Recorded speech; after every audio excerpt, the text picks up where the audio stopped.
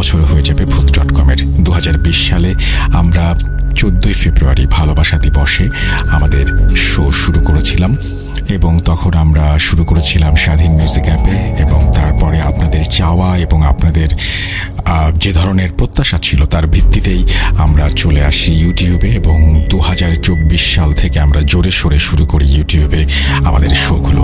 আপনারা জানেন যে প্রত্যেক বৃহস্পতিবার আমাদের একটি শো যায়, এটি নতুন। এরপরে প্রত্যেক শুক্রবারে যায়, প্রত্যেক মঙ্গলবারে যায়, প্রত্যেক বুধবারে যায়, সোমবারও একটা শর্ট স্টোরি যায়। সো আমরা চেষ্টা করছি যতভাবে সম্ভব আপনাদেরকে এন্টারটেইন করতে, কারণ আপনারা সবসময় যেটা বলে থাকেন সেটা আমার মাথায় থাকে।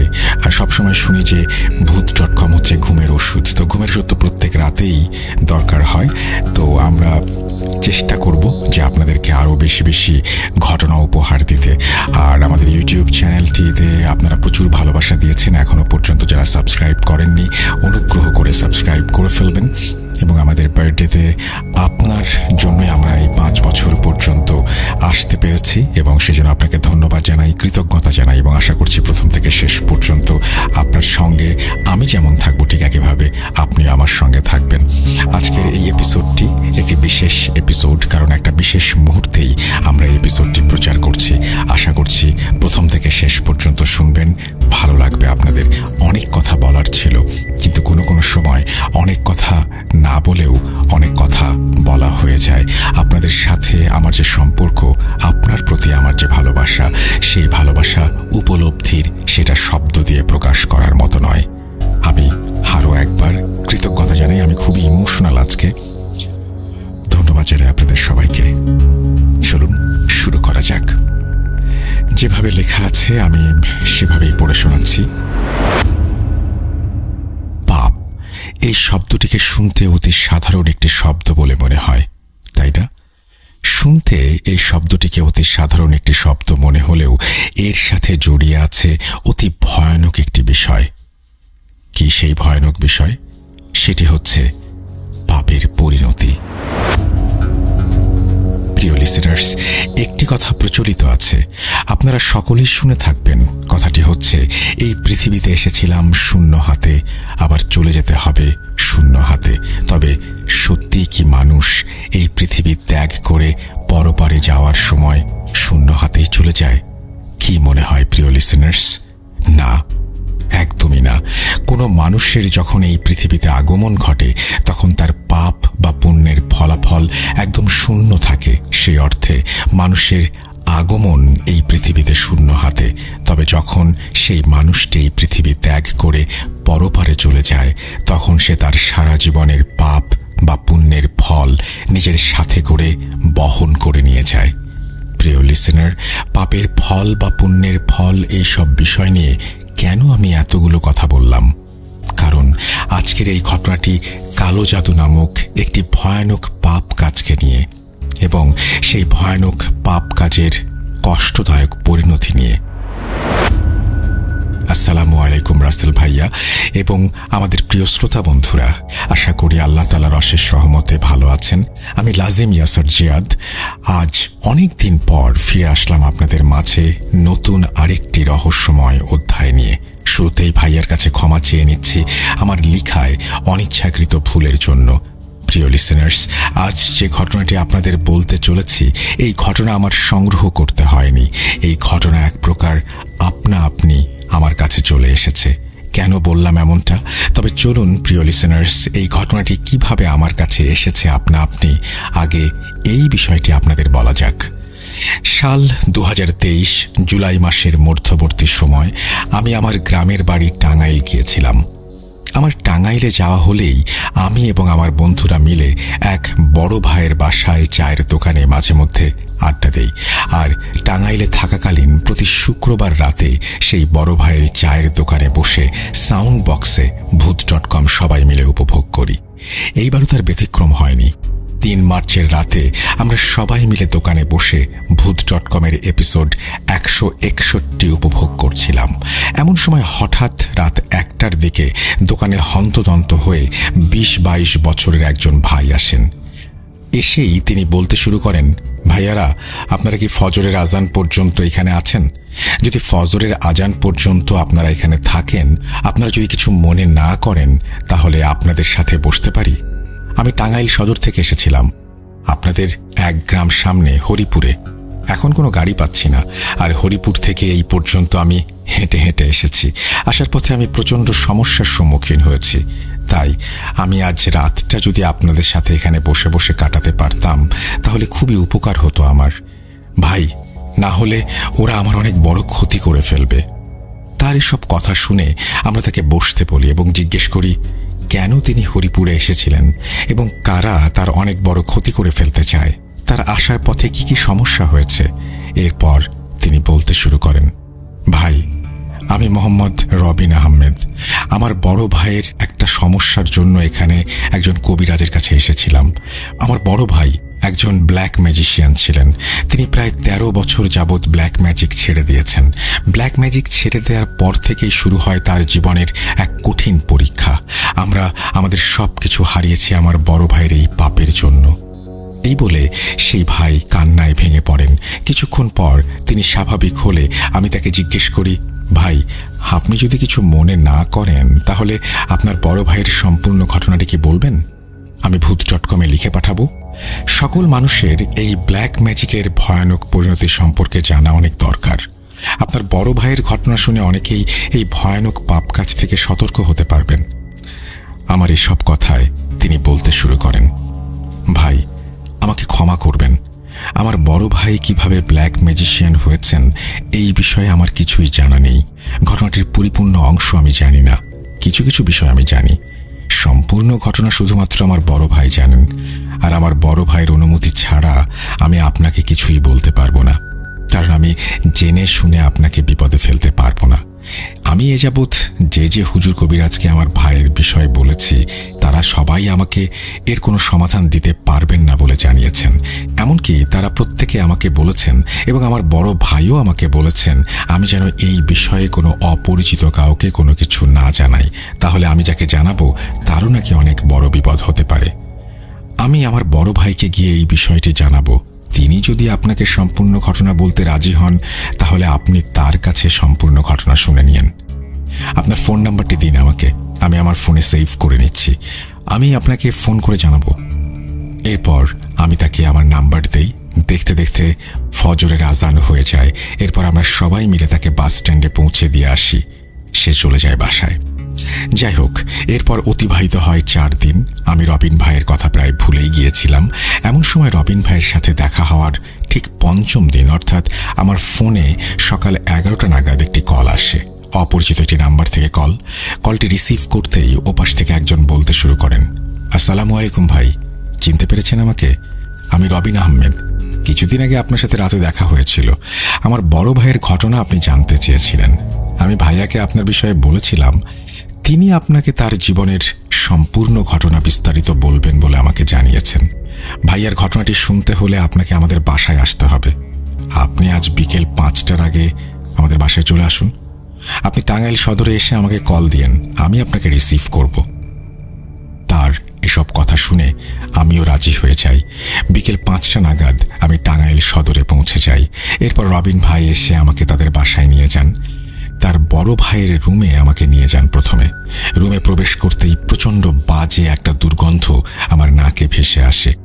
প্রবেশ করতে আমি দেখি বিছানায় মানব কঙ্কালের মতো একটি জীবন্ত লোক শুয়ে আছে। রবিন ভাইয়ের বড় ভাইকে দেখে আমি একদম বাকরুদ্ধ হয়ে যাই। আমি আমার নিজের চোখকে বিশ্বাস করতে পারছিলাম না। রবিন ভাইয়ের বড় ভাইয়ের মুখে হাতে অসংখ্য ক্ষতের দাগ। কিছু দাগ একেবারে নতুন আর কিছু দাগ একেবারে পুরনো। রবিন ভাইয়ের বড় ভাইকে দেখে আমার মনে প্রচণ্ড অস্থিরতার সৃষ্টি হয়। আমাকে রুমে প্রবেশ করতে দেখে সে বিছানায় উঠে বসে এবং বলে, কি ছোট ভাই, ভয় পাচ্ছ? ভয়ের কিছু নেই।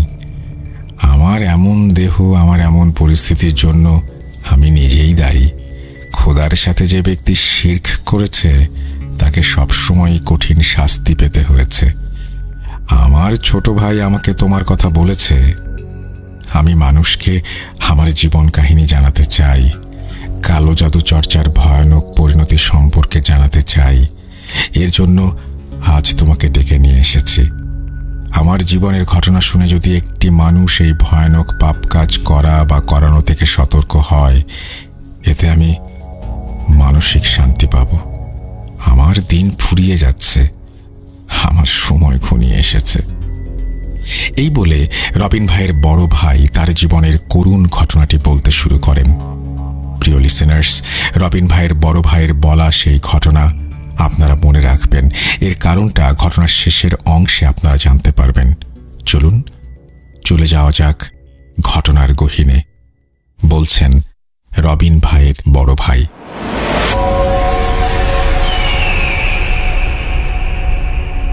সাল 1985। আমার বাবা একজন সরকারি চাকুরিজীবী হওয়ায় তার বদলি হয়ে যায় চট্টগ্রামে। বাবার বদলি হওয়ায় আমরা সপরিবারে টাঙ্গাইল ছেড়ে চলে আসি চট্টগ্রামে। চট্টগ্রামে এসে আমি নতুন একটি স্কুলের 10ম শ্রেণীতে ভর্তি হই। বেশ ভালোভাবেই আমার একটি দুইটি করে দিন কেটে যেতে থাকে। ছোটবেলার থেকে আমার একটি অভ্যেস, আমি মানুষের সাথে খুব কম মিশতে পছন্দ করতাম। একাকী থাকাটাই আমি বেশি উপভোগ করতাম। সেজন্য আমার ক্লাসে আমি সবসময় একাই বসতাম। সেদিন সকালে আমি আমার ক্লাসের ঠিক শেষের দিকে একটি বেঞ্চে একাই বসে আছি। এমন সময় আমার পাশে নতুন একজন ছাত্র এসে বসে। আগে কোনোদিন তাকে আমি আমাদের ক্লাসে দেখিনি। সেদিন সেই ছেলেটির সাথে আমার কোনো কথা হয়নি। যাই হোক, এরপর থেকে সেই ছেলেটি আমার পাশেই সবসময় বসতে শুরু করে এবং এভাবেই চলে যায় বেশ কিছুদিন। এতদিনে আমি সেই নতুন ছেলেটির মধ্যে একটি বিষয় খেয়াল করি, সেও ঠিক আমারই মতো। সেও ক্লাসে কারো সাথে কথা বলতো না, নিজের মতো আপনা আপনি বসে থাকতো। যাই হোক, একদিন সকালে আমি স্কুলে গিয়েছি। ক্লাসরুমে প্রবেশ করে দেখি সেই ছেলেটি বসে আছে তার নির্ধারিত জায়গায়। আমি গিয়ে বসে পড়ি ঠিক ওর পাশের জায়গাটায়। সেদিন আমি ওর সাথে কিছু কথা বলার চেষ্টা করি। শুরুতে আমি ওর সাথে ওর নাম কি জিজ্ঞেস করি এবং ও কোথায় থাকে সেটা জিজ্ঞেস করি। এসব জিজ্ঞেস করে আমি জানতে পারি ওর নাম নরেন দাস। আমাদের বাসা থেকে কিছু দূর গেলেই ওর বাসা। এভাবে ওর সাথে আমার কথা শুরু হয়। কিছুদিনের মধ্যে বেশ ভাব জমে যায় আমাদের মধ্যে। এভাবে অতিবাহিত হয়ে যায় 5 মাস। এতদিনে নরেন হয়ে ওঠে আমার একমাত্র সবচেয়ে প্রিয় বন্ধু। আপনারা হয়তো ভাবছেন আমি আমার বন্ধু নরেনকে নিয়ে এতগুলো কথা কেন বলছি। কারণ এই কালো জাদু নামক ভয়ানক কাজে আমাকে লিপ্ত করেছিল এই নরেন। এই নরেনের জন্য আমি হয়ে উঠেছিলাম একজন পাপী, একজন অনিষ্টকারী, একজন ব্ল্যাক ম্যাজিশিয়ান। কিভাবে হলো এসব? আস্তে আস্তে সবকিছু জানতে পারবেন ঘটনার কোনো একটি অংশে। সেদিন নরেন আর আমি স্কুল ছুটির পর আমাদের স্কুলের মাঠে বসেছিলাম, বিভিন্ন গল্পগুজব করছিলাম। এমন সময় হঠাৎ করেই নরেন বলে ওঠে, বন্ধু, ওই যে সামনের দিকে পাশাপাশি দুটো গরু বাঁধা আছে দেখেছ? সেখানে চলো, আমি তোমাকে একটা মজার বিষয় দেখাবো। কি মজার বিষয়? আমি এই প্রশ্ন করলে সে আবারও বলে ওঠে, জাদু। এখন দেখছো না গরু দুটো কি শান্তভাবে ঘাস খাচ্ছে? কিছুক্ষণের মধ্যে দেখবা সেই গরু দুটোর একজন অন্যজনের সাথে মারামারি শুরু করবে। আমি ওর এসব কথার কোনো কিছুই বুঝতে পারছিলাম না, কেমন বোকা বনে যাচ্ছিলাম। বন্ধু, তুমি সব কি বলছো? পাগল হয়ে গেলে নাকি? দুটো গরুই কি শান্তভাবে ঘাস খাচ্ছে, তারা মারামারি করবে কেন? আমার এসব কথায় নরেন বলে ওঠে, আগে চলো, সেই গরু দুটোর কাছে গেলেই দেখতে পারবে। এই বলে নরেন টেনে সেই গরুর কাছে আমাকে নিয়ে যায়। আমাকে গরু দুটো থেকে কিছু দূরে পাশে দাঁড়িয়ে থাকতে বলে। এরপরে সে চলে যায়। নরেন গরু দুটোর সামনে যেতেই সেই গরু দুটো ভয়ানকভাবে লাফাতে শুরু করে। সাথে সাথে নরেন সেই গরু দুটোর মাথায় হাত বোলাতে শুরু করে। মাথায় হাত বোলাতেই এক নিমেষে সেই গরু দুটো একদম আগের মতো শান্ত হয়ে যায়। এমন সময় আমি খেয়াল করি নরেনের চেহারা দেখে মনে হচ্ছে বিনা শব্দে কিছু একটা পড়ছে সে। আমি ওর সব কাজকর্ম দেখে রীতিমতো অবাক হয়ে ওর দিকে ফ্যাল ফ্যাল করে তাকিয়ে থাকি। হঠাৎ করেই নরেন সব নীরবতা ভেঙে চিৎকার করে বলে ওঠে, বন্ধু, তাড়াতাড়ি এখান থেকে দূরে সরে যাও, এখনই শুরু হবে গরু দুটোর যুদ্ধ। এই বলে নরেন আমাকে ধাক্কা দিয়ে দূরে সরিয়ে দেয় এবং নিজেও সেই গরু দুটো থেকে দূরে সরে আসে। আমরা দুজন গরু দুটোর থেকে দূরে সরে আসা মাত্রই সেই গরু দুটো ভয়ানকভাবে লাফাতে শুরু করে এবং একে অপরের সাথে তীব্র মারামারি শুরু করে। আমি সব দৃশ্য দেখে বাকরুদ্ধ হয়ে যাই। নরেন এমন কি করলো যে এই গরু দুটো এমন আচরণ করছে? আমি কোনো হিসাব মেলাতে পারছিলাম না। আমার এই সব ভাবনার মাঝে নরেন বলে ওঠে, কি বন্ধু, বলেছিলাম না জাদু দেখবা? দেখলে, তুমি একটু দূরে দাঁড়িয়ে থাকো, আমি গরু দুটোকে শান্ত করে আসি। এই বলে নরেন গরু দুটোর কাছে যায় এবং গরু দুটোকে উদ্দেশ্য করে চিৎকার করে ধমক দিয়ে ওঠে। নরেনের চিৎকার দেওয়ার সাথে সাথে গরু দুটো এক নিমিষেই একদম শান্ত হয়ে নরেনের দিকে তাকিয়ে থাকে। এরপর নরেন ঠিক আগের মতো আবার গরু দুটোর মাথায় হাত বুলিয়ে দেয় এবং বিনা শব্দে কি যেন পড়ে গরু দুটোর দিকে ফু দিয়ে চলে আসে আমার কাছে।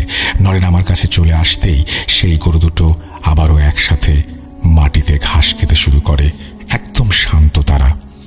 এরপর নরেন আমাকে নিয়ে চলে আসে স্কুলের একটি আম গাছের সামনে। আমি তখনও ভেবে পাচ্ছিলাম না এসব কি হলো, কিভাবে হলো। আমি নরেনকে যে কোনো প্রশ্ন করব আমি সেটাও করতে পারছিলাম না। বাকরুদ্ধের মতো শুধু মনে মনে এসব ভেবেই যাচ্ছিলাম। এমন সময় নরেন আমাকে উদ্দেশ্য করে বলল, কি ভাবছ? এটাই তো আমি কি করে করলাম এবং কিভাবে করলাম। এটাই হচ্ছে জাদু, একেই বলে বশীকরণ জাদু। চলো বন্ধু, আজ তোমাকে একজনের সাথে পরিচয় করিয়ে দেব। এই বলে নরেন আমাকে নিয়ে যায় আমাদের স্কুল থেকে 2 কিলোমিটার দূরে একটি বাড়িতে গিয়ে ঘরের দরজায় কড়া নাড়তেই ঘরের দরজা খুলে বেরিয়ে আসেন একজন মধ্যবয়স্ক ব্যক্তি। তিনি আমাদের দেখে হাসি মুখে আমাদের তার ঘরে প্রবেশ করান এবং মেঝেতে বসতে দেন। এরপর তিনি বলতে শুরু করেন, তুমি কায়কোবাদ, তাই না? আমি রমেশ দাস, নরেনের ছোট চাচা। নরেনের মুখে তোমার কথা শুনেছি, তো আজ কি মনে করে দুজন বন্ধু আমার বাড়িতে এলে? ওনার এই প্রশ্নে নরেন বলে ওঠে, চাচা, আপনার শেখানো জাদুর কিছু অংশবিশেষ আমি আজ কায়কোবাদকে দেখিয়েছি। এইটুকু দেখেই কায়কোবাদ হাঁ হয়ে গিয়েছে। ও এসবের কোনো কুল কিনারা করতে পারছে না। নরেনের মুখে সব কথা শুনে রমেশ চাচা একগাল হেসে ওঠেন, বলেন, তাহলে এই বিষয়? হ্যাঁ, এটা কোনো বিষয় হলো? ওসব কিছুই না, ও হচ্ছে জাদু। নরেন আমার কাছ থেকে শিখেছে, জাদু দিয়ে অনেক কিছু করা যায়। কে শিখতে চাও? রমেশ চাচার সব কথা শুনে আমার মনে এই জাদুবিদ্যা শেখার আগ্রহ জন্মে যায়। আমি আর 7-5 কোনো কিছু না ভেবে রমেশ চাচাকে বলি, তাহলে চাচা, আজ থেকে আমাকেও আপনি জাদু শেখাবেন? আমি নরেনের মতো জাদু শিখতে চাই।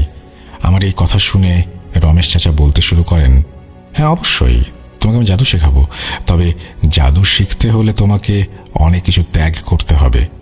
একটা সময় গিয়ে তোমাকে অনেক বড় একটা কিছুর পরীক্ষার সম্মুখীন হতে হবে। পারবে তো সবকিছু মেনে নিতে? রমেশ চাচার এসব কথা শুনে আমি কোনো কিছু না ভেবে তাকে বলে দেই, এই জাদু শিখতে হলে আমাকে যা যা করতে হবে আমি সব কিছুই করতে রাজি আছি।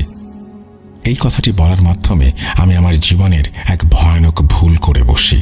যাই হোক, আমার এসব কথা শুনে আবার নরেশ চাচা বলতে শুরু করেন, জাদু শিখতে হলে শুরুতেই আমি তোমাকে 4টি শর্ত দেব। সেই সব শর্তগুলো তোমাকে মেনে চলতে হবে। প্রথম শর্ত, তোমাকে তোমার ধর্ম ত্যাগ করতে হবে। দ্বিতীয় শর্ত, তোমাকে তোমার পরিবার ত্যাগ করে আমার সাথে অন্য একটি জায়গায় চলে যেতে হবে কিছুদিনের জন্য। তৃতীয় শর্ত, বিভিন্ন অমানবিক কাজে তোমাকে লিপ্ত হতে হবে। কাজগুলো থেকে পিছু হটার কোনো সুযোগ নেই। চতুর্থ শর্ত, জাদুর কাজ শিখতে গিয়ে কোনো প্রকার ভালোবাসা, ঘৃণা, মায়া, সহানুভূতি এসব কোনো অনুভূতি নিজের মধ্যে পোষণ করা যাবে না। এখন আমি আমার এই 4টি শর্তের কারণগুলো তোমাকে বলছি, খুবই ভালোভাবে শুনবে। প্রথম শর্তের কারণ, কোনো ধর্মের মধ্যে থেকে তুমি কখনোই জাদুবিদ্যায় পারদর্শী হতে পারবে না। জাদুবিদ্যার অনেক কাজ নির্দিষ্ট কোনো ধর্মের মধ্য থেকে করা সম্ভব না, এজন্য তোমাকে ধর্ম ত্যাগ করতে হবে। দ্বিতীয় শর্তের কারণ হচ্ছে, এই এলাকা থেকে জাদুবিদ্যার কাজ সাধন করা খুবই কঠিন। এই এলাকায় থাকলে আমাদের অনেক কাজে বিঘ্ন ঘটবে। যখন তুমি আমার সাথে চলে যাবে এই স্থান ছেড়ে, তখন তোমার মনে তোমার পরিবারের জন্য একটা পিছুটান কাজ করবে। এতে করে তোমার বারবার পরিবারের কাছে ফিরে যেতে মন চাইবে। এর জন্য তোমাকে তোমার পরিবার ত্যাগ করতে হবে, কঠোর হতে হবে এখানে। তৃতীয় শর্তের কারণ, জাদুবিদ্যা শিখতে হলে তোমাকে নিজেকে অনেক প্রকার অমানবিক, অস্বাভাবিক, ভয়ানক কিছু কাজে লিপ্ত হতে হবে। এই পর্যায়ে এসব কাজের মাঝে তোমার মনে হবে তুমি যা করছো তা ঠিক নয়। এসব কিছু মনে হলেও তখন কোনোভাবেই তোমার এসব কাজ করা থেকে বিরত থাকা যাবে না। কাজ থেকে পিছু হটলে তুমি জাদুবিদ্যা শিখতে পারবে না। পিছু হটলেই কঠোর শাস্তি তোমাকে ভোগ করতে হবে। চতুর্থ কারণ, জাদুর কাজ শিখতে গিয়ে তোমাকে ঘৃণিত অনেক কিছু পান বা আহার করতে হবে, এমন অনেক কাজ করতে হবে যা খুবই ভয়ানক। এই জন্যই কোনো প্রকার ভালোবাসা, ঘৃণা, মায়া, সহানুভূতি এসব পোষণ করা যাবে না। কায়কোবাদ, তুমি এখন খুব ভালোভাবে চিন্তা করে দেখো, এরপর আমাকে বলো তুমি এই 4টি শর্ত মানতে পারবে কিনা। জাদুবিদ্যা শিখতে হলে এই 4টি শর্ত তোমাকে মানতেই হবে, না হলে তুমি জাদুবিদ্যা শিখতে পারবে না। জাদুবিদ্যা শিখতে পারলে তুমি অনেক অসাধ্য সাধন করতে পারবে। শুধু আমার এই কথাটুকু মনে রেখো, এখন সিদ্ধান্ত সম্পূর্ণ তোমার।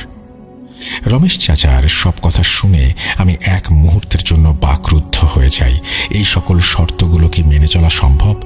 নিজের ধর্ম, নিজের পরিবার ত্যাগ করা সম্ভব? এমন সব প্রশ্নের পাহাড় গড়ে উঠতে থাকে আমার মনে, কিন্তু এই সকল প্রশ্নের উত্তর তখন আমি খুঁজিনি। শয়তান আমার পুরো মনকে গ্রাস করে নিয়েছিল। তখন জাদুবিদ্যা রপ্ত করার এক পৈশাচিক আনন্দ জেগে বসেছিল আমার পুরো অন্তরে। আর কোনো প্রকার ভাবনা চিন্তায় না গিয়ে আমি রমেশ চাচাকে জানিয়ে দেই যে আমি তার সকল শর্ত মেনে নিতে রাজি আছি। এরপর রমেশ চাচা আবার বলতে শুরু করেন, আমি জানতাম তুমি পারবে। কাল থেকে শুরু হবে তোমার জাদুবিদ্যার শিক্ষা। তোমরা দুজনে কাল স্কুলের পর চলে আসবে, আমার বাড়িতেই আসবে। হ্যাঁ, আরেকটি কথা, ভুল করেও নিজের পরিবারের কাউকে এই বিষয়টি জানাবে না। এরপর নরেন এবং আমি চলে আসি রমেশ চাচার কাছ থেকে বিদায় নিয়ে। সেদিনে সেই সিদ্ধান্তটাই ছিল আমার জীবনের সবচেয়ে বড় ভয়াবহ সিদ্ধান্ত। সেই সিদ্ধান্তটির জন্যই আজ আমার এমন অবস্থা। আমি পুরো পরিবারকে হারিয়েছি এই একটি মাত্র ভুল সিদ্ধান্তের কারণে। এই ভুল সিদ্ধান্তটি আজ আমাকে বানিয়েছে আমার নিজ পরিবারের খুনি। এই সিদ্ধান্তটি আমাকে ভোগ করাচ্ছে নারকীয় শাস্তি। যাই হোক, সেই দিনটি ভালোই অতিবাহিত হয়ে যায়। তার পরের দিন থেকে শুরু হয় আমার জাদুবিদ্যা শিক্ষা। এভাবে অতিবাহিত হয়ে যায় 7টি মাস। আমি আস্তে আস্তে জাদুবিদ্যার প্রাথমিক কিছু ধাপ রপ্ত করতে পারি। এর মধ্যে একদিন রমেশ চাচা হঠাৎ করে আমাকে এবং নরেনকে উদ্দেশ্য করে বলেন, সময় এসে গেছে, আমাদের এই স্থানটি পরিবর্তন করতে হবে। আজ রাতেই আমাদের এই স্থান ত্যাগ করে চলে যেতে হবে অন্য কোথাও। তোমরা দুজন আজ রাতে চলে আসবে আমার বাড়িতে। আর একটি কথা খুবই ভালোভাবে মনে রাখবে, তোমরা কোনোভাবেই যেন নিজের পরিবারের কাছে ধরা না পড়ে যাও, কেউ যেন বিষয়টি না জানে। রমেশ চাচার কথা মতো সেদিন রাতেই আমি আর নরেন নিজেদের পরিবার ত্যাগ করে নিজেদের বাড়ির থেকে পালিয়ে চলে আসি রমেশ চাচার বাড়িতে। এরপর সেই রাতের আঁধারেই আমরা সবাই আমাদের গ্রাম ত্যাগ করে চলে আসি চট্টগ্রামের ফটিকছড়ির কাছে একটি পাহাড়ে।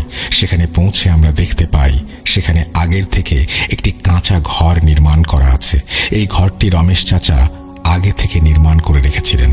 যাই হোক, ফটিকছড়ির পাহাড়েই অতিবাহিত হয় আমার জীবনের 7টি বছর। এই 7 বছরের জাদুবিদ্যা শিক্ষায় আমি হয়ে উঠি একজন পাপিষ্ঠ মানুষরূপী শয়তান।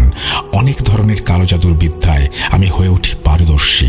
এই 7 বছরে আমি রপ্ত করি সর্পি চালান জাদু, মরণীকরণ জাদু, বশীকরণ জাদু, দৃষ্টিভ্রম জাদু, আত্মা আবদ্ধীকরণ জাদু, প্রেত সাধনা, এছাড়াও আরও অনেক কিছু।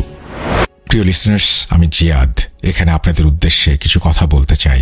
বিষয়টি হচ্ছে কায়কোবাদ ভাই তিনি কিভাবে জাদুবিদ্যার বিষয়গুলো রপ্ত করেছিলেন, এই 7 বছরে তিনি কি কাজ করেছিলেন বা কিভাবে শিখেছিলেন, তিনি আমাকে এ সকল বিষয় বিস্তারিত বলেছিলেন। তবে আমি সেই বিষয়গুলোর বর্ণনা ঘটনাটিতে দিতে পারছি না। এর পেছনে কারণ হচ্ছে এই বর্ণনায় এমন অনেক ভয়ানক এবং ঘৃণিত বিষয় রয়েছে যেগুলো আমাদের ঈমান নষ্ট করার জন্য যথেষ্ট, এবং এ সকল বিষয় শোনার মাধ্যমে আপনাদের মনের মধ্যে এই কালো জাদু নামক ভয়ানক পাপ সম্পর্কে আগ্রহ জন্ম নিতে পারে। এই সকল বিষয়গুলো শোনার মাধ্যমে যে কোনো মানুষ পথভ্রষ্ট হতে পারে। ঘটনার এই অংশটি উল্লেখ করতে না পারার জন্য আন্তরিকভাবে দুঃখিত। তো চলুন ফিরে যাওয়া যাক ঘটনায়। সাল 1993। একদিন খুব হঠাৎ করেই রমেশ চাচা আমাকে ডেকে বলেন, এখন সময় এসে গিয়েছে তোমার আমার থেকে আলাদা হওয়ার।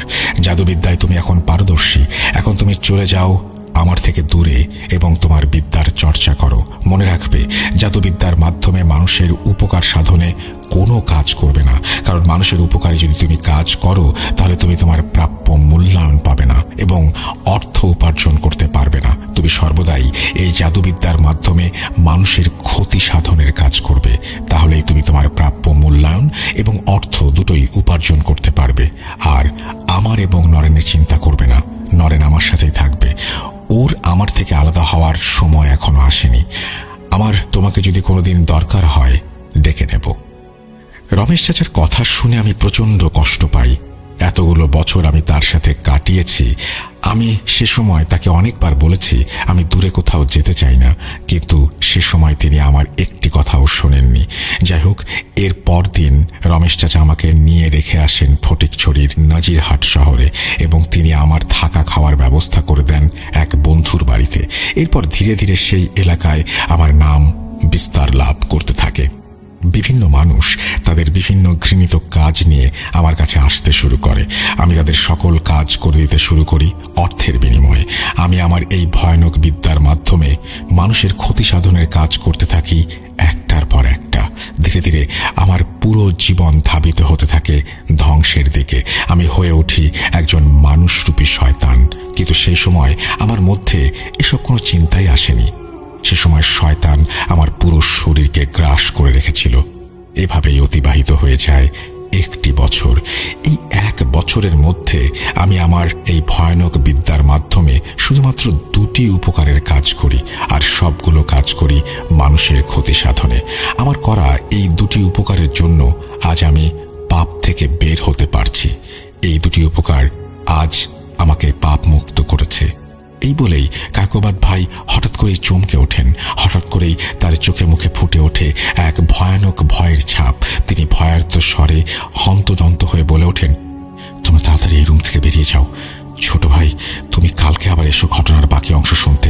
কাল তোমাকে বলবো। রবিন, তুমি ছোট ভাইকে নিয়ে এখন এই রুম থেকে বেরিয়ে যাও। এরপর রবিন ভাই আর আমি রুম থেকে বেরিয়ে আসি। আমরা রুম থেকে বেরিয়ে আসতেই কায়কোবাদ ভাই তার রুমের দরজা ভেতর থেকে লাগিয়ে দেন।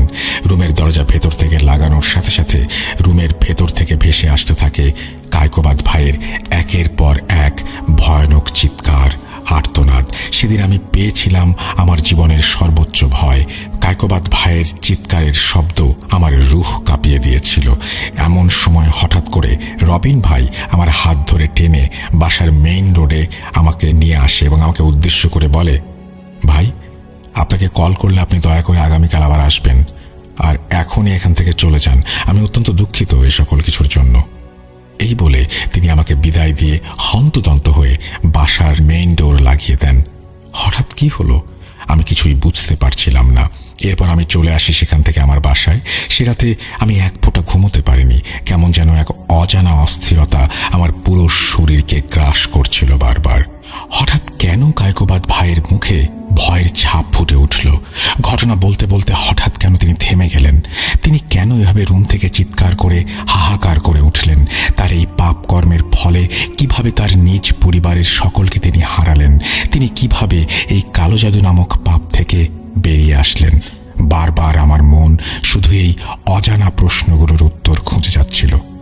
যাই হোক, পরদিন সকাল 11টা নাগাদ রবিন ভাই আমাকে কল করেন এবং যত তাড়াতাড়ি সম্ভব তাদের বাসায় যেতে বলেন। এরপর আমি প্রায় 12টা নাগাদ ওনাদের বাসায় পৌঁছে যাই। ওনাদের বাসায় প্রবেশ করতেই তিনি আমাকে নিয়ে যান কায়কোবাদ ভাইয়ের রুমে। কায়কোবাদ ভাইয়ের রুমে প্রবেশ করতেই আমি যা দেখতে পাই সেটা দেখে আমি এই ঘটনা শোনার ইচ্ছাই হারিয়ে ফেলি। প্রচণ্ড ভয় আমার মনে জেগে বসে। গতকাল যে মানুষটাকে মোটামুটি ভালো দেখে গেলাম, আজ সেই মানুষটার একই অবস্থা। কায়কোবাদ ভাই লুঙ্গি পরে খালি গায়ে বিছানায় শুয়ে আছেন। তার শরীর যতদূর দেখা যাচ্ছে প্রতিটি জায়গায় বড় বড় তাজা কামড়ের দাগ, বড় বড় আঁচড় তার সারা শরীর জুড়ে ছড়িয়ে পড়েছে। একই ভয়ানক অবস্থা। যাই হোক, কায়কোবাদ ভাই আমাকে দেখে শোয়া থেকে উঠে বসার চেষ্টা করেন, কিন্তু তিনি ব্যর্থ হন। এরপর তিনি শুয়ে শুয়েই বলতে শুরু করলেন, ভাই, তুমি আমার এই অবস্থা দেখে ভয় পাচ্ছ, অবাক হচ্ছ, তাই না? অবাক হওয়ার কিছু নেই। এই সকল কিছু আমার পাপের ফল। আমার এই জীবনে খোদার সাথে শিরক করাটা খুবই শাস্তিযোগ্য একটা অপরাধ হয়েছে। ওরা প্রতি 13 দিন অন্তর অন্তর আসে আমার কাছে এবং আমাকে এই শাস্তিটি দিয়ে চলে যায়। ওদের আসার সময় হলে আমি বুঝতে পারি। এই জন্যই আমি গতকাল তোমাকে রুম থেকে তাড়াহুড়ো করে বের করে দেই। এখন তুমি ভাবছো ওরা কারা? বলবো সবকিছু একে একে। গতকাল গতকাল কোথায় যেন শেষ করেছিলাম ঘটনাটি। ও হ্যাঁ, মনে পড়েছে, আমার করা দুটি উপকার যার মাধ্যমে এই পাপ থেকে আমি বের হতে পেরেছিলাম। তাহলে শোনো সেই দুটি উপকারের বর্ণনা। প্রথম উপকার, সে রাতে আমি আমার একটি কাজ শেষ করে বাড়ি ফিরে আসছিলাম। এমন সময় আমি চাঁদের আলোয় দেখতে পাই রাস্তার মাঝে 4টি কালো বিড়াল একটি সাদা বিড়ালকে ভয়ানকভাবে আঘাত করছে। এ দৃশ্য দেখার সাথে সাথে আমি বুঝতে পাই সেই সাদা বিড়ালটি একটি ভালো জিন এবং তাকে আঘাত করছে যে 4টি বিড়াল তারা খারাপ জিন। সেই সময় হঠাৎ করেই আমার মনে কেন জানি দয়া চলে আসে সেই সাদা বিড়ালটির জন্য। এরপর আমি 7-5 না ভেবে সেই 4টি জিনকে আমার বিদ্যার সাহায্যে বন্দি করে ফেলি সেখানে থাকা একটি গাছের সাথে। এমন অবস্থায় সাথে সাথে সেখান থেকে সেই সাদা বিড়ালটি পাশের ঝোপে লাফ দিয়ে চলে যায়।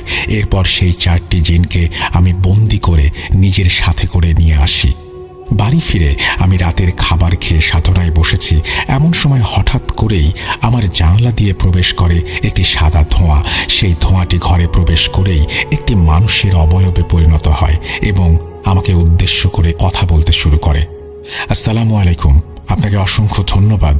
আল্লাহ তাআলার অশেষ রহমতে আপনি আমাকে আজ রক্ষা করেছেন। আমি আপনার প্রতি কৃতজ্ঞ। আমি একজন বীর জিন। আমার নাম মেহলান তেফাতাজ। আমার কাজ বিভিন্ন তথ্য সংগ্রহ করা। আমি আজকে একটি কাফির জিন জাতির সম্পর্কে তথ্য সংগ্রহ করতে গিয়েছিলাম। তাদের এলাকায় প্রবেশ করতেই তারা আমাকে ধরে ফেলে এবং অত্যাচার করতে শুরু করে। এর মধ্যে আপনি সেখানে আসলেন। আল্লাহ তাআলার রহমতে এবং আপনার উসিলায় আজ আমি বেঁচে ফিরলাম। আপনার যদি আমাকে কোনোদিন প্রয়োজন হয় তাহলে আমাকে ডাকবেন, আমি আপনার সাহায্য করার চেষ্টা করব। আর আপনাকে আমি একটি কথাই বলতে চাই, আপনি আপনার এই বিদ্যা মানুষের ক্ষতি সাধনের কাজে না লাগিয়ে মানুষের উপকারের কাজে লাগানোর চেষ্টা করবেন, তাতেই আপনার মঙ্গল হবে। এই বলে সেই জিনটি আবার সাদা ধোঁয়ার মতো মিলিয়ে গেল। দ্বিতীয় উপকার, সময়টা বিকেলের দিকে। আমি সেদিন ঘরে শুয়েছিলাম। হঠাৎ করে আমি শুনতে পাই আমার ঘরের বাইরে থেকে কে যেন আমাকে ডাকছে। ডাক শুনতে পেয়ে আমি ঘর থেকে বাইরে বের হয়ে এসে দেখি একজন যুবক দাঁড়িয়ে আছে। আমাকে বেরিয়ে আসতে দেখে সে হন্তদন্ত হয়ে আমার কাছে আসে। ভাইজান, আমার নাম রবিন, তাড়াতাড়ি চলুন আমাদের বাড়িতে। আমার বড় বোনের খুবই অস্বাভাবিক অবস্থা, কেমন যেন আচরণ করছে। আমার বোনের অবস্থা ভালো নয়। এই পৃথিবীতে আমার বোন ছাড়া আর কেউ নেই। আপনি আমার বোনকে বাঁচান। রবিনের সব কথা শুনে আমি তার সাথে তখনই তার বাড়িতে চলে যাই। ওদের বাড়িতে গিয়ে আমি দেখতে পাই খুবই মায়াবী চেহারার একটি মেয়ে বিছানায় শুয়ে আছে। আমাকে দেখা মাত্রই মেয়েটি বিছানায় ছটফট করতে শুরু করলো। মেয়েটিকে দেখা মাত্রই আমি বুঝতে পারি ওকে তুচ্ছ একটি মেছো জিন আসর করেছে। এরপর সেই জিনকে বন্দি করে মেয়েটিকে ঝাড়ফুঁক করে চলে আসি। আমার এই পাপিষ্ঠ বিদ্যা দিয়ে শুধুমাত্র এই 2টি উপকার আমি করেছিলাম। এখন প্রশ্ন হচ্ছে, এই 2টি উপকার কিভাবে এই পাপকে মুক্ত হতে সাহায্য করলো? তুমি এতক্ষণ নিশ্চয়ই একটি বিষয় লক্ষ্য করেছ। বিষয়টি হচ্ছে, আমি আমার করা দ্বিতীয় উপকারে রবিন নামক একজনের কথা উল্লেখ করেছি। সেই রবিন আর কেউ না, এই যে এখন তোমার সামনে বসে আছে, এটি হচ্ছে সেই রবিন। রবিন হচ্ছে আমার শ্যালক। ওর বোনকে প্রথম দেখা মাত্রই বহু বছর পর হঠাৎ সেদিন আমার মনে ভালোবাসা নামক এক অনুভূতির সৃষ্টি হয়। সেদিনের পর থেকে রবিন আমার খুব কাছাকাছি থাকতে শুরু করে। এভাবেই একটা সময় রবিনের পাশাপাশি ওর বোন রিনার সাথেও আমার সখ্যতা গড়ে ওঠে। একদিন আমি আমার মনের সকল অনুভূতির কথা রিনাকে জানিয়ে দিই এবং বিয়ের প্রস্তাব দেই। রিনা আমার সকল প্রস্তাব এক নিমেষেই মেনে নেয়। রিনার পরিবার বলতে শুধু ওর ওই ছোট ভাই রবিন ছাড়া আর কেউ নেই। সেই জন্য আর কোনো ঝামেলায় না গিয়ে ঠিক তার পরের দিন আমরা বিয়ে করে ফেলি। এভাবে খুব ভালোভাবেই কেটে যেতে শুরু করে আমাদের ছোট সংসার। এভাবেই পেরিয়ে যায় 3টি মাস। এখানে একটি কথা বলে রাখি, রিনা অত্যন্ত ধার্মিক একজন মেয়ে। ইসলাম ধর্মের বিষয়ে ওর নিখুঁত জ্ঞান। রিনা এবং রবিন ওরা দুজনে মনে করত আমি একজন কবিরাজ। আমি কবিরাজ বিদ্যা দিয়ে টাকার বিনিময়ে মানুষের উপকার করি, কিন্তু আমি যে একজন পাপী কালো জাদুকর, কোনো কাজই মানুষের উপকার বা মঙ্গল সাধনের জন্য করি না, আমি যে একজন মানুষরূপী শয়তান, এই বিষয়টি তাদের কখনো চিন্তাতে আসেনি। তবে রিনার আমার প্রতি এই ভুল ধারণাটি বদলে যায় একদিন। সেদিন রাতে আমি আমার কাজ শেষ করে বাসায় ফিরে সবে বিছানায় বসেছি। এমন সময় রিনা মলিন চেহারা নিয়ে আমার কাছে এসে বসে। হঠাৎ করেই ও আমাকে জড়িয়ে ধরে ফুঁপিয়ে কাঁদতে শুরু করে। করতেই ও কান্না জড়িত কণ্ঠে বলতে থাকে, আমি আজ তোমার কক্ষে গিয়ে যা যা দেখেছি সেসব দেখে আমার রুহ কেঁপে উঠেছে। তুমি এই কাজগুলো কেন করো? কি লাভ এসব কাজ করে? আচ্ছা, একবার চিন্তা করে দেখেছো মৃত্যুর পর খোদার কাছে কি জবাব দেবে? তুমি কেন কালজাদুর সাহায্য নিয়ে মানুষের ক্ষতি করো? আল্লাহ তাআলার দোহাই লাগে, ছেড়ে দাও এসব কাজ, ফিরে আসো আল্লাহ তাআলার পথে। সামনে আমাদের সুন্দর ভবিষ্যৎ। আমি তোমাকে ভালোবাসি, আমি তোমাকে হারাতে চাই না। এই কাজগুলো তুমি যদি ছেড়ে দিতে না পারো তাহলে তুমি আমাকে ছেড়ে দাও। এই বলে রিনা অঝরে কাঁদতে শুরু করে। রিনার মুখে সব কথা শুনে আমার মাথায় আকাশ ভেঙে পড়ার উপক্রম হয়। রিনাকে আমি খুবই কড়াভাবে নিষেধ করেছিলাম আমার সাধনার ঘরে প্রবেশ করতে। রিনা কোনো দিন আমার সাধনার কক্ষে প্রবেশ করেনি। আজ হঠাৎ ওর এমন কি হলো যে ও আমার কক্ষে প্রবেশ করলো? আমি বাকরুদ্ধ হয়ে এসব চিন্তা করতে থাকি। এমন সময় রিনা কান্না থামিয়ে আবার বলতে শুরু করে, আমার উপর খুব রাগ হচ্ছে তাই না? তোমার কড়া নিষেধ থাকার পরেও আমি তোমার কক্ষে কেন প্রবেশ করলাম? মেহলান সিফাতাজ, এই নামটি তোমার মনে আছে? যার জীবন রক্ষা করেছিলে তুমি, উনি আমাকে তোমার সব কাজের কথা বলেছেন। অনেকদিন যাবৎ তিনি আমার স্বপ্নে এসে আমাকে বারবার এই সকল বিষয়ে বলছিলেন। বিষয়টা নিছক স্বপ্ন ভেবে বারবার আমি ভুলে গিয়েছি, কিন্তু আজকে তিনি নিজে সশরীরে আমার সামনে হাজির হয়ে এই সকল বিষয় আমাকে জানিয়েছেন এবং তোমার কক্ষে গিয়ে এসব কিছুর প্রমাণ নিজ চোখে দেখে আসতে বলেছেন। তুমি আমার বা ওনার ওপর রাগ করো না। যেটা করে আসছো এর পরিণতি খুবই খারাপ। আমার জন্য, আমাদের সুন্দর ভবিষ্যতের জন্য, আমাদের ভালোবাসার জন্য এই পাপ থেকে তুমি নিজেকে মুক্ত করো। কি পারবে না? এরপর রিনা আমাকে এই পাপ সম্পর্কে অনেকগুলো হাদিস বলতে শুরু করে। আমি বাকরুদ্ধ হয়ে ওর প্রতিটি কথা মনোযোগ দিয়ে শুনতে থাকি। সে রাতে হয়তো আল্লাহ তাআলার রহমত আমার ওপর বর্ষিত হয়েছিল। রিনার বলা হাদিস শুনে আমার রুহ কেঁপে উঠেছিল। খোদার ভয়, পরকালের ভয় আমার পুরো অন্তরকে গ্রাস করছিল। সে রাতে আমি মনস্থির করি এই সকল পাপ কাজ থেকে আমি নিজেকে চিরতরে সরিয়ে নেব। রিনাকে সে রাতে আমি প্রতিশ্রুতি দেই এই পাপ কাজ আমি ছেড়ে দেব। হ্যাঁ, ঠিক তার পরদিন এসব পাপ কাজ আমি ঠিকই ছেড়ে দিই চিরতরে। তবে এসব পাপ কাজ ছেড়ে দেবার আগে একটি কাজ আমি করি। সেই একটি কাজ আমার পুরো পরিবারকে কেড়ে নেয়। সেই একটি কাজের জন্যই আজ আমাকে এমন শাস্তি ভোগ করতে হচ্ছে। আফসোস হয় আমার এখনো, সেদিন যদি আমি রিনার কথা শুনতাম তাহলে হয়তো আমার পুরো পরিবার আমার কাছে থাকতো। পরদিন সকালে আমি ঘুম থেকে উঠে সবে সকালের খাবার খেয়েছি। এমন সময় খুব হঠাৎ করেই আমার বাড়িতে এসে হাজির হন আমার গুরু রমেশ চাচা। ওর নাম মনে পড়লে এখন আমার ঘৃণা হয়। যাই হোক, আমার বাড়িতে এসেই তিনি আমাকে উদ্দেশ্য করে বলতে শুরু করেন, বাবা কায়কোবাদ, ভুলে গেলি তোর গুরুকে? শুনলাম বিয়ে করেছিস, আমাকে একবার খবরও তো দিলি না। তোর তো এখন আমাকে আর দরকার পড়ে না রে বাবা, কিন্তু আজ আমার খুবই দরকার তোকে। বাবা, আমার একটি কাজ আজ তোকে করে দিতে হবে। তার এসব কথার প্রতি উত্তরে আমি বলে উঠি, চাচা, খুব হঠাৎ করে এই বিয়ের কাজটা সেরে ফেলেছি, তাই আপনাকে খবর দেওয়া হয়নি। কি কাজ করতে হবে? তবে চাচা, আমি গতকাল রাতে একটি সিদ্ধান্ত নিয়েছি, আর সেটি হচ্ছে এই কালো জাদু চিরতরে বাদ দিয়ে দেব। আমার কথা শুনে তিনি দেখলাম খুব একটা অবাক হলেন না। যাই হোক, এরপর তিনি আমার কথার উত্তরে বললেন, আমার জীবনের সবচেয়ে গুরুত্বপূর্ণ কাজ করতে গিয়ে আমি আটকে গিয়েছি। বাবা, আমি তো তোর গুরুর কথা রাখবি না? আমার এই শেষ কাজটি করে তুই কালো জাদুর কাজটি চিরতরে বাদ দে। আমি তোকে বাধা দেব না। আমি তোকে একটি কবরস্থানের ঠিকানা দিচ্ছি। আজ রাতে তুই সেই কবরস্থানে গিয়ে আমি তোকে একটি কবর দেখিয়ে দেব। সেই কবরের লাশের মাথা এবং 2 হাতের কনিষ্ঠ আঙুল কেটে নিয়ে এসে দিবি। আমি তোকে অনুরোধ করছি, আমার এই শেষ কাজ তুই করে দে। আমি নরেনকে পাঠিয়েছি অন্য একটি কাজে, না হলে তোর এই কাজটি করতে হতো না। রমেশ চাচার অনুরোধ আমি ফেলতে পারি না। আমি কাজটি করার জন্য রাজি হয়ে যাই। এরপর রমেশ চাচা আমার বাড়ি থেকে চলে যান। রাতে আমাকে নিতে আসবেন বলেন, কিন্তু রিনা আমাকে কোনোভাবেই সেই কাজটি করতে দিতে চাচ্ছিল না। এরপর আমি রিনাকে অনেকবার বুঝিয়ে রিনাকে কথা দেই এটি আমার জীবনে শেষ কাজ। যাই হোক, সন্ধ্যা গড়িয়ে রাত 10টা নাগাদ রমেশ চাচা আমাদের বাড়িতে আসেন আমাকে নিতে। এরপর আমি বেরিয়ে পড়ি তার সাথে। কিছু কিছুক্ষণের মধ্যে আমরা পৌঁছে যাই একটি পারিবারিক কবরস্থানে। কবরস্থানে পৌঁছে আমি চিনতে পারি এটি কাদের পারিবারিক কবরস্থান। এই কবরস্থানটি হচ্ছে একজন কবিরাজের পারিবারিক কবরস্থান। সেই কবিরাজটি এই 10 কি 12 দিন আগে মারা গিয়েছেন। যাই হোক, একসময় রমেশ চাচা আমাকে সেই কবিরাজের কবর দেখিয়ে বলেন সেখান থেকে সেই জিনিসগুলো নিয়ে আসতে হবে।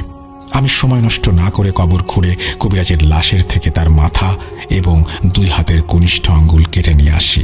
কবরটি আবারও ঠিকঠাক করে রমেশ চাচার কাছে এসে তাকে জিনিসগুলো বুঝিয়ে দেই। এরপর রমেশ চাচার থেকে আমি বিদায় নিয়ে চলে আসি বাসায়। ওই রাতের পর আমি এই পাপ কাজ চিরকালের জন্য ছেড়ে দেই। পরের দিন শুক্রবার আমি কালেমা পড়ে দিনের পথ ইসলামে ফিরে আসি। এর কিছুদিন পর আমি আমার পরিবারের সাথে যোগাযোগ করতে সক্ষম হই। এরপর এই এলাকা ছেড়ে রিনা এবং রবিনকে নিয়ে চলে যাই আমার পরিবারের কাছে টাঙ্গাইলে। ধীরে ধীরে আমার জীবন খুবই আনন্দে কাটতে থাকে। আমি বড় একটি মুদিখানার দোকান দেই। খুব ভালো আয় রোজগার শুরু হয়ে যায়। এক কথায় পরিবার নিয়ে খুব আনন্দের সময় কাটছিল আমার। এভাবেই দেখতে দেখতে কেটে যায় প্রায় 2টি বছর। আমি ধীরে ধীরে ভুলে যাই আমার সেই পাপী বিদ্যা। আমি ভুলে যাই আমার সেই পাপের জীবন। আমি উপভোগ করতে থাকি শুধু আমার এই আনন্দের জীবন। একদিন সকালে আমার এই আনন্দ সব এক নিমেষে মিশে যায়। সেই সকালে আমার ঘুম ভাঙে রবিনের চিৎকারে। ঘুম ভেঙে যেতেই আমি দেখি রবিন আমার পাশে দাঁড়িয়ে চিৎকার করে কেঁদে চলেছে। কি হয়েছে জিজ্ঞেস করতেই রবিন কান্না জড়িত কণ্ঠে বলে ওঠে, ভাই কি হলো আমাদের বাসায়? কেউ বেঁচে নেই ভাই, কেউ বেঁচে নেই। ওই যে ওইখানে আপু। এই বলে রবিন ফুঁপিয়ে ফুঁপিয়ে কাঁদতে শুরু করে। ওর এসব কথা শুনে ওর হাতের ইশারা মোতাবেক আমি ছুটে যাই ডাইনিং রুমের দিকে। রুমে প্রবেশ করতে আমি দেখি রিনার নিথর দেহ মেঝেতে পড়ে আছে। ওর মুখ দিয়ে রক্ত গড়িয়ে পড়ছে। এই দৃশ্য দেখা মাত্রই আমি ছুটে যাই আমার বাবা মার ঘরে। বাবা মার ঘরে প্রবেশ করা মাত্রই আমি দেখি মা বাবার নিথর দেহ পড়ে আছে বিছানায়। তাদের দুজনের মুখ দিয়েও রক্ত গড়িয়ে পুরো বিছানা মাখামাখি। এক নিমেষেই আমার পুরো পৃথিবীর আনন্দ শেষ হয়ে যায়। আমার জীবনে নেমে আসে অন্ধকার। আমার পরিবারের সকলকে হারিয়ে আমি হয়ে যাই এতিম। আমি কিছুই বুঝে উঠতে পারছিলাম না কেন এমন হলো। হঠাৎ কিছুক্ষণ পর বাসায় পুলিশ এসে আমার মা বাবা এবং আমার রিনাকে নিয়ে যায়। পোস্টমর্টম করে জানতে পারে তাদের শরীরের প্রতিটি গুরুত্বপূর্ণ অর্গান পচে সেখানে পোকা হয়ে গেছে। এসব শুনে আমি বুঝতে পারি আমার করা কোনো এক পাপ কাজের শাস্তি হিসেবে আমার পুরো পরিবার আমি হারিয়ে ফেলেছি। এমন অস্বাভাবিক অবস্থা দেখে পুলিশ কোনো তদন্ত না করে লাশ আমাকে হস্তান্তর করে। আমার পরিবার হারিয়ে আমি হয়ে যাই একদম একা। আমার কাছের মানুষ বলতে শুধু রবিন। হঠাৎ এমন কেন হলো এর কারণ আমি খুঁজে বের করতে চাই না, কারণ এসব কারণ খুঁজতে গেলে আমাকে আবার জড়াতে হবে সেই পাপে। এভাবে অতিবাহিত হয়ে যায় প্রায় 2 বছর। 2 বছর পর রাতে আমি আমার ঘরে ঘুমিয়ে আছি। এমন সময় হঠাৎ আমার গলায় প্রচণ্ড চাপ অনুভব করি। সাথে সাথে আমার চোখ খুলে যায়। চোখ খুলতে আমি দেখতে পাই অনেকগুলো কালো ছায়া আমার সামনে দাঁড়িয়ে আছে। হঠাৎ করে সেই ছায়াগুলো আমার ওপর ঝাঁপিয়ে পড়ে এবং আমি অনুভব করতে শুরু করি আমার পুরো শরীরে কামড়ের তীব্র যন্ত্রণা। প্রায় 10 মিনিট এভাবে আমি সহ্য করতে থাকি তীব্র যন্ত্রণা। 10 মিনিট পর সব কিছুই শান্ত হয়ে যায় এবং সেই ছায়াগুলো আমার চোখের সামনেই মিলিয়ে যেতে শুরু করে। এখন এভাবেই চলছে আমার জীবন। গতকাল সেই ছায়াগুলো এসেছিল আমার কাছে আমাকে শাস্তি দিতে। তারা প্রতি 23 দিন পর পর আমাকে এভাবে শাস্তি দিতে আসে।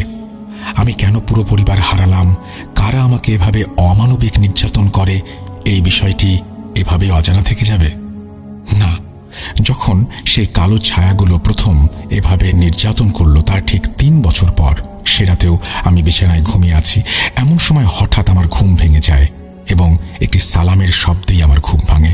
চোখ খুলতে আমি দেখতে পাই মেহলান সিফাতাজ তিনি আমার সামনে দাঁড়িয়ে আছেন। কিন্তু একই অবস্থা, তাকে খুবই রোগা জীর্ণ শীর্ণ দেখাচ্ছে। আমাকে চোখ খুলতে দেখেই সে আমাকে উদ্দেশ্য করে বলতে শুরু করে, গতকাল আমি আমার বন্দি দশার থেকে মুক্তি পেয়েছি। আমার এই এতগুলো বছর বন্দি অবস্থায় থাকার জন্য দায়ী আপনার ওস্তাদ রমেশ। আপনার পরিবারের সদস্যদের মৃত্যুর কারণ এই রমেশ। এই রমেশ একটা শয়তান। নিজের কাজ হাসিলের জন্য ওর ভাতিজা এবং আপনাকে এই কালো জাদুর শিক্ষা দিয়ে আপনাদের দুজনকে কালো জাদু বিদ্যায় সিদ্ধহস্ত করেছে। কারণ রমেশ শয়তানের সাথে সরাসরি যোগাযোগ স্থাপন করতে চেয়েছিল। বলতে পারেন এটি ওর জীবনের লক্ষ্য। শয়তানের সান্নিধ্য হাসিলের প্রথম ধাপ হলো সায়াকিন ফায়দানের সান্নিধ্য হাসিল করা। সায়াকিন ফায়দানের সুপারিশেই শয়তানের সাক্ষাৎ মিলবে।